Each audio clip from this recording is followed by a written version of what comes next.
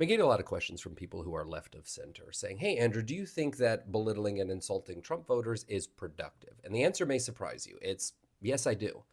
I do, in fact, think that it's productive. And I'm going to go into greater detail, what promises to be a very long video. But the long and short of it is MAGA voters are addicts. They're addicted to MAGA. And by coddling them, all we've done is create a toxic, codependent relationship. And the nation has suffered as a result. I'm not belittling them because I hate Trump supporters. I love them. They're my neighbors. I want the best for them. But because they're addicts, the only kind of love I can show them is tough love. You have to understand, these people are never beating the cult allegations. They're in a cult. It's a cult of personality with, confusingly, Donald Trump at its center. And because it's essentially a cult, their minds don't work like the minds of reasonable people. They work like the minds of addicts. It's why nothing we have done over the last 8 years can convince them to give up MAGA or even to admit that MAGA has any faults whatsoever. As anyone who's ever loved an addict knows, you can never convince an addict not to be addicted to the thing that they are addicted to.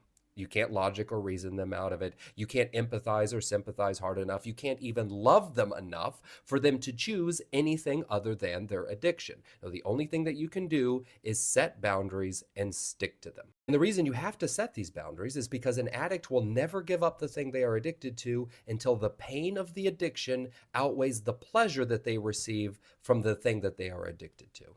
And so you have to make it a little painful, right? You have to set boundaries and stick to them. And for some of us, that will look like going gray rock. It will look like not going to Thanksgiving or Christmas. It will look like cutting these people out of our lives. And for others, it will look like insulting and belittling them, or throwing their ideas back in their face and reminding them that they're dumb, that it's dumb to believe that Democrats control the weather. It's dumb to believe that tariffs will reduce the price of eggs. It's dumb to believe that immigrants are eating cats and dogs in Springfield, Ohio. And only a dumb person would believe that, right? You have to make their addiction a little painful. And their addiction is a particularly insidious one because it will never admit, in fact, it will go to great lengths to hide the fact that it is the reason why MAGA people are suffering.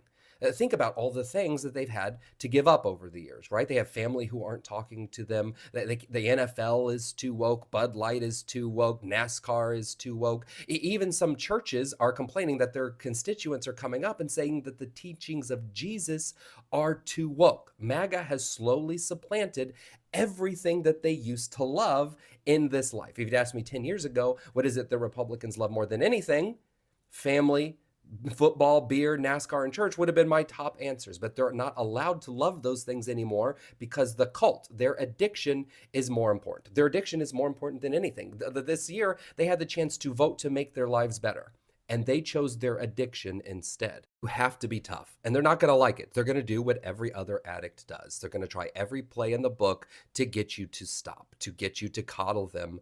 Again, they're going to insult you. They're going to try to guilt trip you. They're going to try to make you feel bad. They're going to try to bribe you, and you just have to stick to it. You have to set the boundary and stick to it. There are other reasons why I think insulting and belittling Trump voters is ultimately productive. They're bullies, and bullies only respond to strength. I think that the main problem with Democratic messaging is that it's weak at a time when people are desperate for strength. But the main reason I think is these people are suffering as a result of their addiction, and being tough on them will help them. And so you got to be tough.